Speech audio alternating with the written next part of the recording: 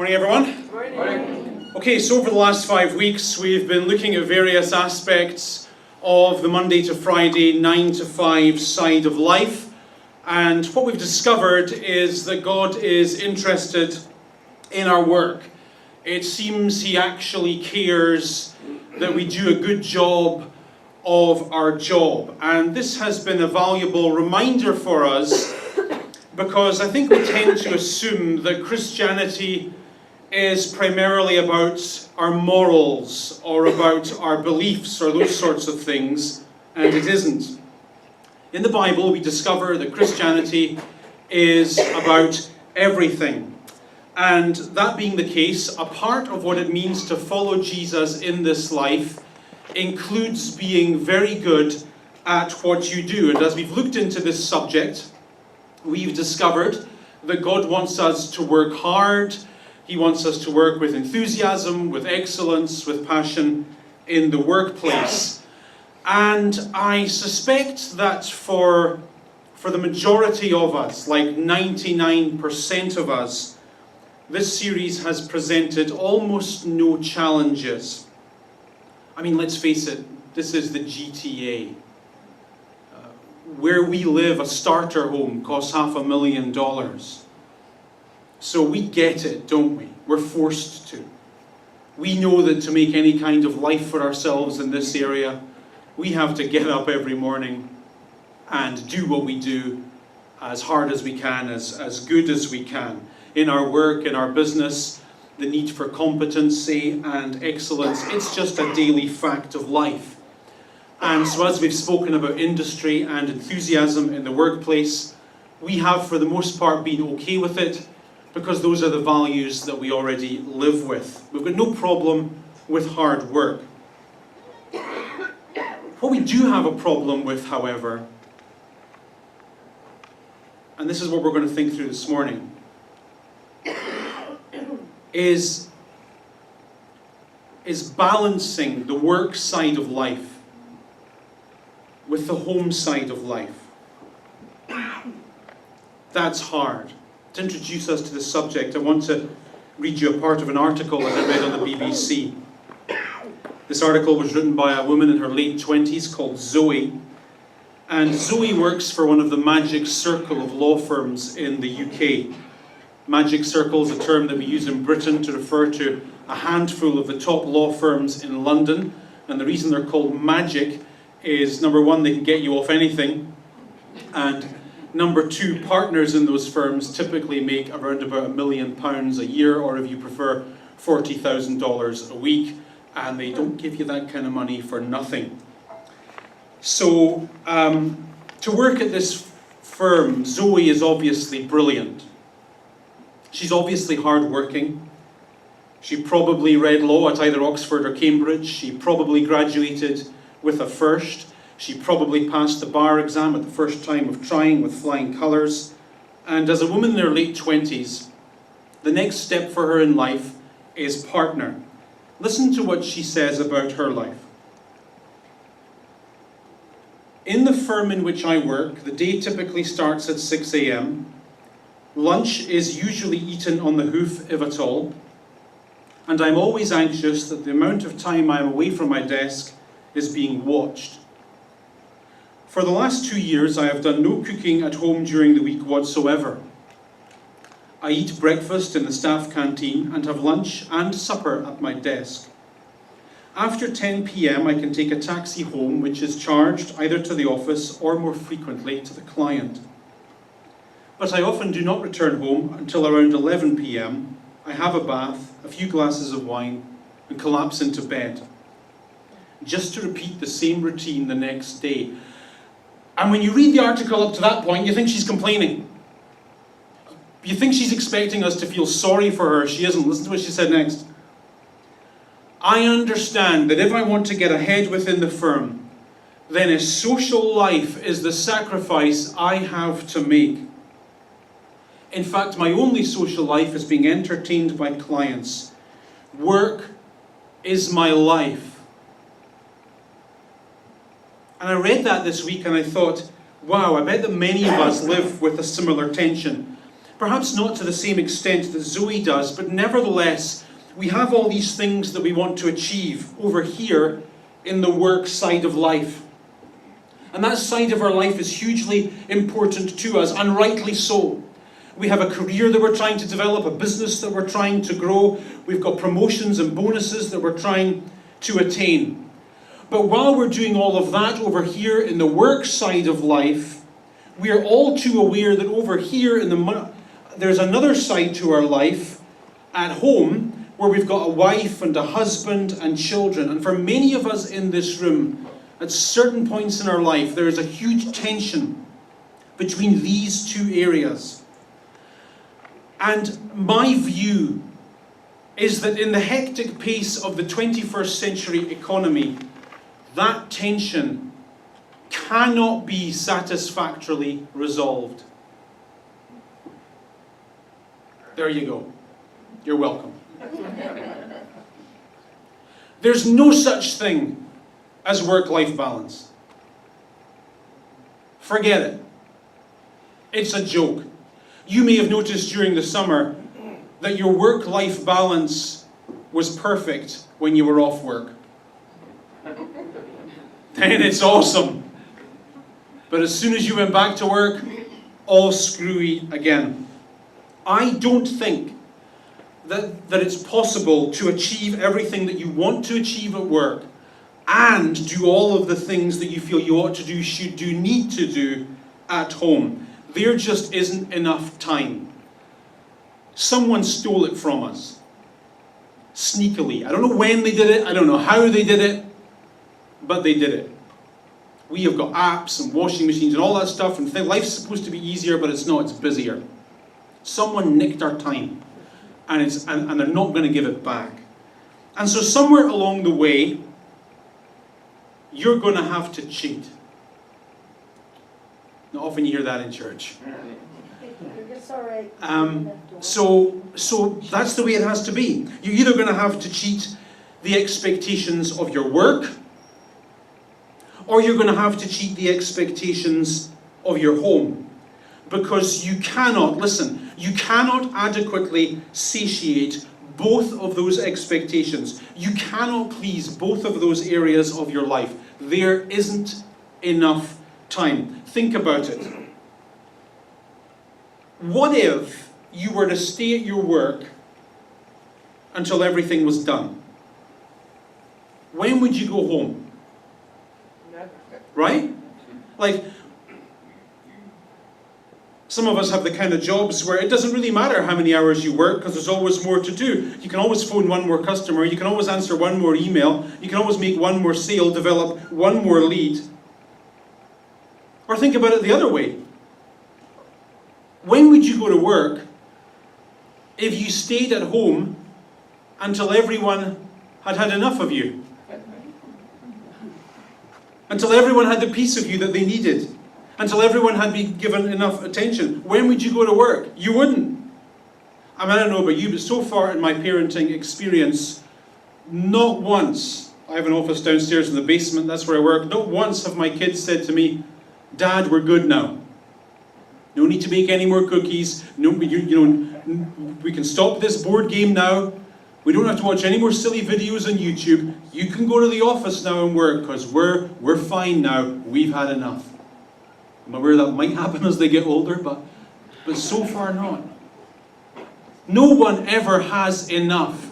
Our work never gets enough of us, and our home never gets enough of us. It doesn't happen. And so I suggest to you that you cannot meet all the needs at work or at home. Consequently, every day of your life, every day of my life, we cheat. We have to. So here's the question that only you can answer. Where are you choosing to cheat? Are you choosing to cheat work? Or are you choosing to cheat home? And I suspect that most of us choose to cheat home. Work, after all, is hugely important to us. We need the rewards and the recognition and the progress that work gives to us. And so we make a mental deal with ourselves to make it okay. We say to ourselves with all sincerity, as long as my heart is to be there, it's okay that I'm not there. Like with all my heart, seriously, I'd love to be home every night for dinner. I really would. With all my heart and all sincerity, I'd love to be at every single soccer game. I'd love to pick the kids up from every single dance recital. And we think that as long as that's where our heart is, that gives us a pass for our physical absence. And this is a tension, a guilt that we all live with from time to time, and in some cases all the time. On the one hand, we want to work hard and provide a good life for our family. And our family don't mind having a good life. They don't mind that at all. But on the other hand, man, we'd like to spend some time with our family as well. And it's so hard to search for a balance that cannot be found. And the harder we search, the more guilty we feel, and the more we argue, and the more we fight. And it gets worse. And I don't want to be crass about this.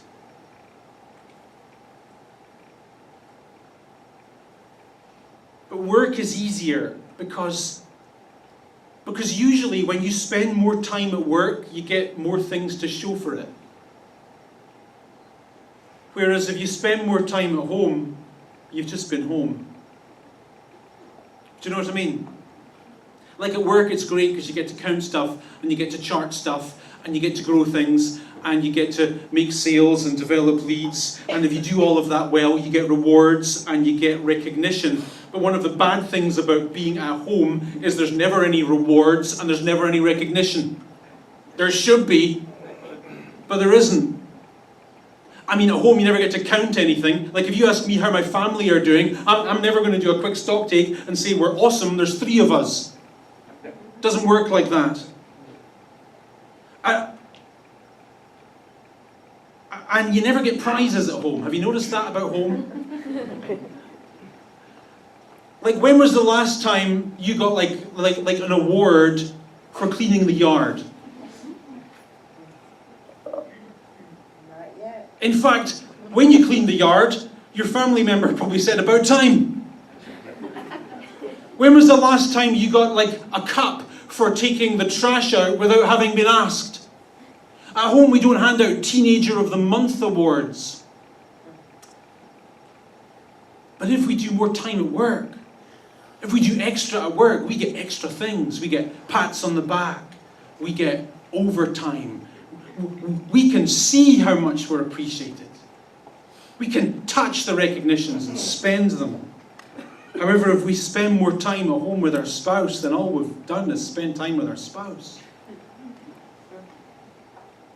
And you know, that thing in you and that thing in me that needs the recognition and the rewards, that thing has the potential to be satiated at work, but not at home. And so we cheat home in favour of work. And we never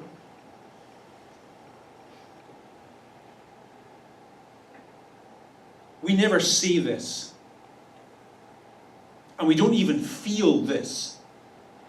Our heart is good towards home. But the message that our family hear is those people at work who I don't even like, they mean more to me than you do. We never said it, we never felt it, but that's what they heard. I've got 120 emails in my inbox, 119 of them from people I don't even know. Those trivial emails from those silly people and their silly concerns, they mean more to me than spending time with you. We never say it. We don't even feel it. We don't believe it. But that is what our loved ones hear. And for some of us, this throws up urgent issues from time to time. Issues that we know about, we've known about them for years, and we know how to fix them. We know how we need to change a few things in order to make our home life better. And the reason that we don't make those changes and we stay the same year after year is because we are afraid of the consequences, and rightly so. We're genuinely afraid if we cheat work instead of home and devote more time to home in favour of work, that might have a detrimental effect on our career and business. And the fear of what might happen if we cheat at home is far smaller than our fear of what might happen if we cheat at work. So this morning I want to read a story from the Old Testament, the book of Daniel. And I've chosen to read this story because it's a story about fear. It's a story about doing something even though you don't know exactly what the consequences are going to be. Like, here you are and there's a decision. And you don't know everything except this isn't working. That's all you know at the moment. This isn't working, this sucks, and if I keep doing it this way, something's going to give. So I got to decide.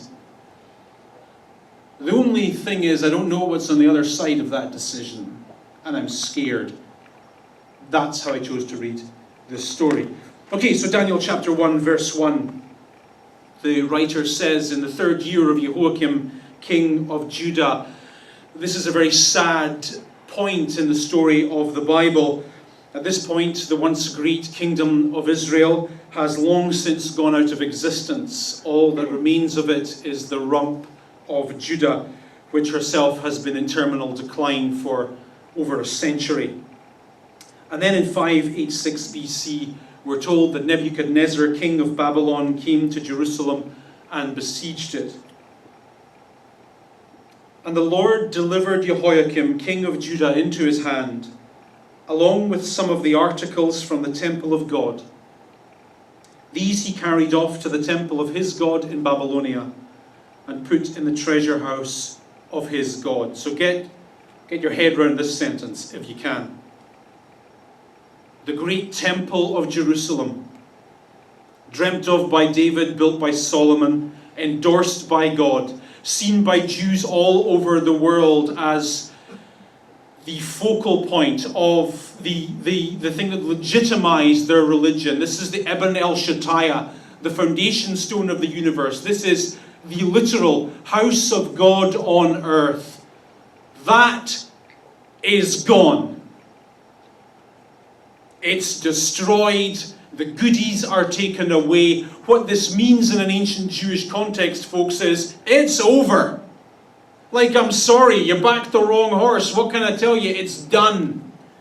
This would be the equivalent in a Christian worldview of an archaeologist finding the bones of Jesus and saying, sorry guys, oops.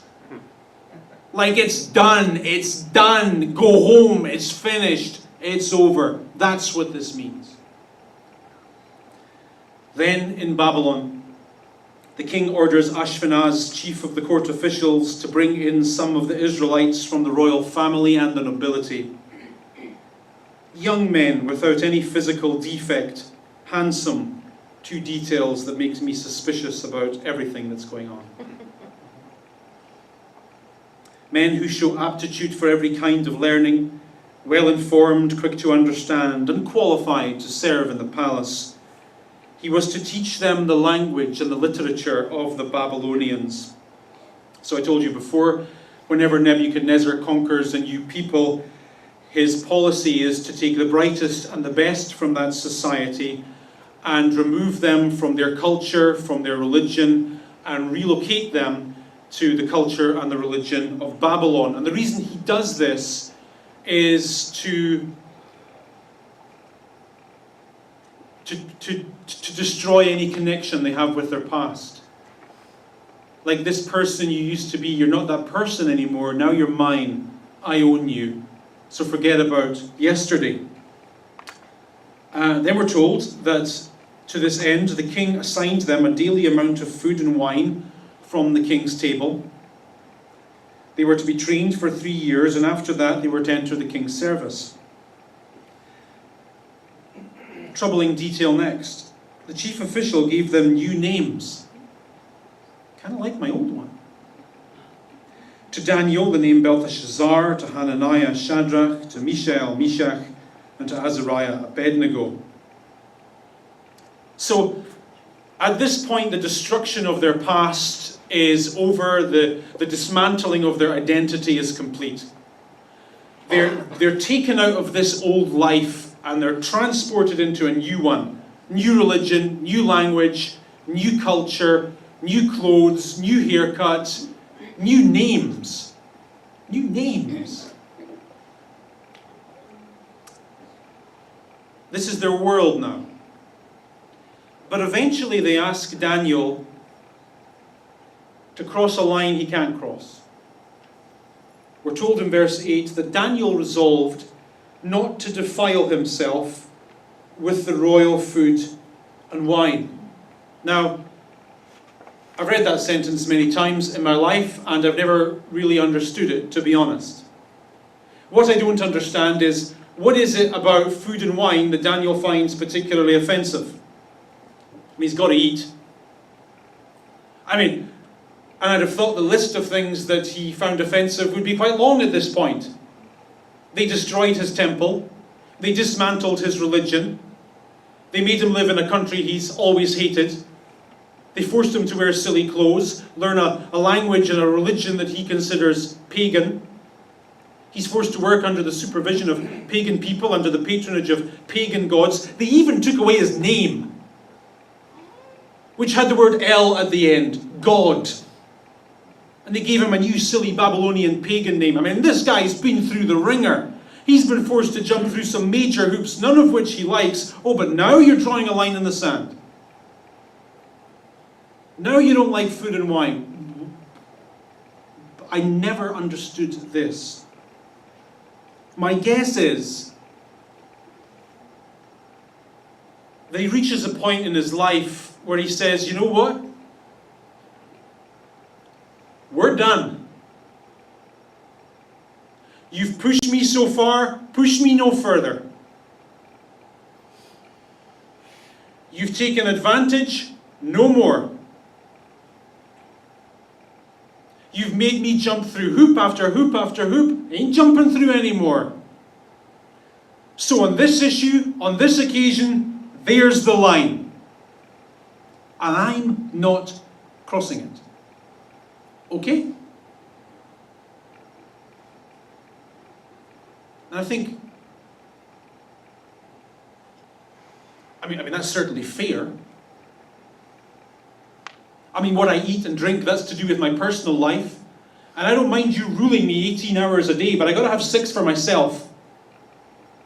I don't mind you dictating this chunk of my life, but there's a chunk of my life that belongs to me, and that's mine, and you can't go there. So no. And I think work is a little bit like this. Yeah, there's things you have to do, and sometimes you don't like them. Sometimes you have to stay late, you just do. Sometimes when it's crazy, when there's a project on, you got to miss a few things at home, and sometimes there's things you can't make and you can't get to, but eventually you have to draw a line. You have to create a boundary or two and say, this is mine now. You can't go there. And that's what Daniel's doing. So end of verse 8, he asks the chief official for permission not to defile himself in this way. So this is one of these awkward conversations you have with the boss and you've no idea how it's going to go. Like, boss, I know what the standards are. I know what the expectations are in this particular office, in this industry. And I know I'm supposed to work here from 6 till 10 at night, and I know I'm supposed to be available all the time. I'm never allowed to turn my phone off, and you can text me at whenever you like and ruin my day and blah blah blah. I know that that's how it's been and that's how everyone else says it's okay with, but here's the thing. I ain't doing it anymore. I ain't doing it that way.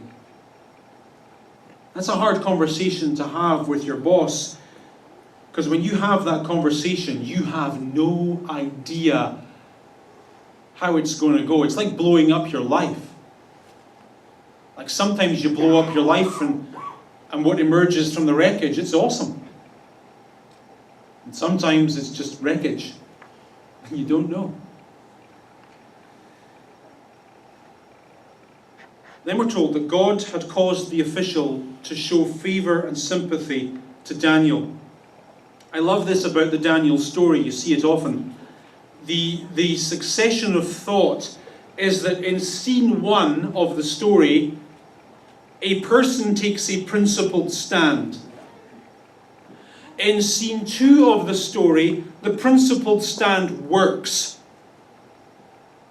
The results are good, God comes through for them, it just works and it's better. But in scene 1, the person who takes the principled stand, who takes the risk, they have no idea how it's going to go. But sometimes in life,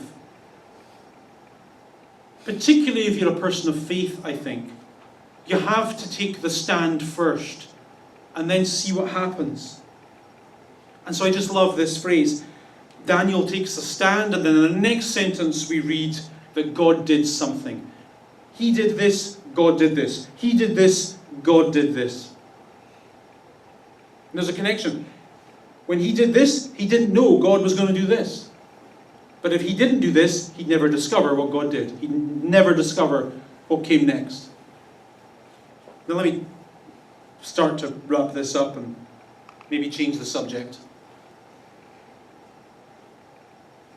Let me say to you that maybe the person you're cheating, I mean really cheating, isn't work and isn't home. Maybe it's yourself.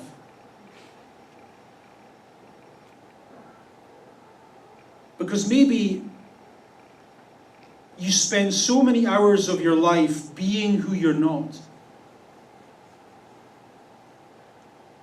You don't get to spend enough hours being who you are. What do I mean by that? I mean that thing that you do, and the way that you've been doing it, that's not really you, is it? That's what you've settled for. And what you've settled for is a very safe, but ultimately dissatisfying life. And you could be so much more. Happier, more prosperous, more fulfilled. I mean, everything about your life could be so much better if you would just spend less time being who you're not and devote more time to being who you are. Think of it like this. Let's say that you own a coal mine. And that's the business you're in. You're in the coal mining business. And every day you go down that mine and you dig. And that's one thing everyone can say about you. You're good at digging. You know, good for you. You're good with a shovel. Good. You can shovel it with the best of them. You know. And you understand that the game you're in is principally a volume game. And so you know that if you want more, you just have to dig more. And maybe if you want even more, you take on an extra shift and you get more people to dig more, because the more you dig, the better you get. The more you dig, the more you get. That's how your life is.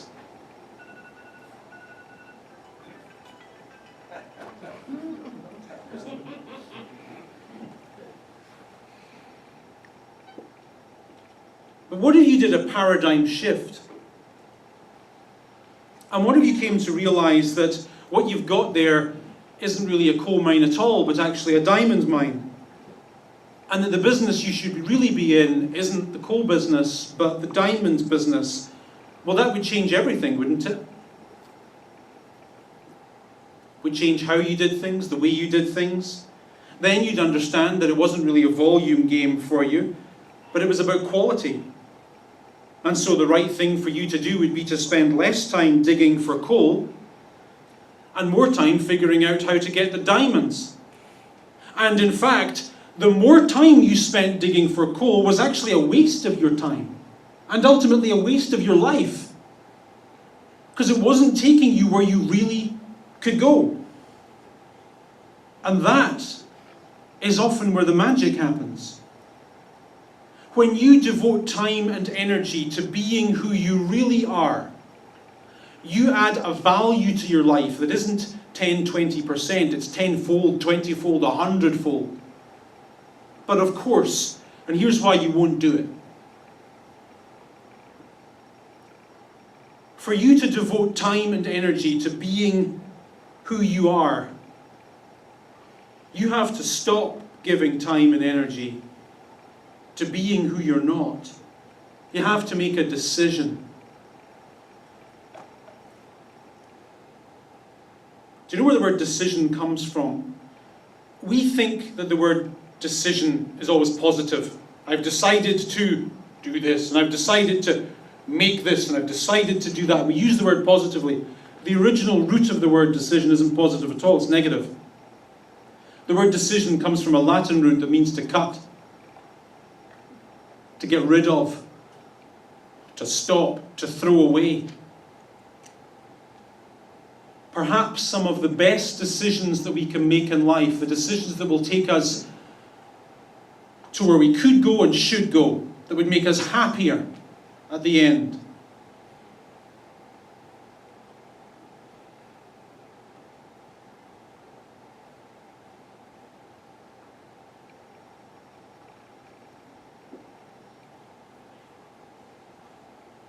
Do you know the regret you want to avoid at the end of your life? You want to regret not giving yourself the life you want. You want to avoid that regret. And the decisions that will take you to that happier, better place are the ones that often involve cutting things, stopping things, getting out of things, so that you can concentrate more on being who you are. That's the value. Let me put all that another way, then I'll throw it open to a question or two. Although I think my cake's ready. No, it's not. I can bake cakes.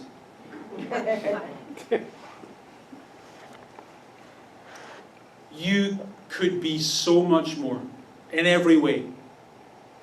Happier, more fulfilled, wake up refreshed, go to work inspired, come home satisfied, relationships, everything could be so much better. But it's never going to happen for you until you cut out the things that are wasting your time, that aren't who you are. Take it. We all live with the answer. The reason it's hard for us to get rid of things that aren't taking us where we want to go and so on and so forth is because where we are might not work. It might not make us all that happy or all that satisfied or be all that great, but it's familiar. Right? We're used to it. And there's safety in the familiar. Doing something different, that's a risk. And you don't know if it's going to work. It might not. But staying where you are, we all approach life the way we approach those things in our cupboard that should have been thrown out years ago. Right? You've got garbage in your cupboard, it doesn't fit, it's not going to fit again. It's old, it's unfashionable, it's in a state of disrepair. You need to get rid of those things. But you don't, for some reason. And lots of areas of life are like this. We don't cut them because they're safe and familiar and also dissatisfying. But we're scared. That's the answer. Good question. And they also relate to the grass. We think the grass is going to be greener on the other side, and when you get there, it really isn't. Well, sometimes it is, though. Any other questions?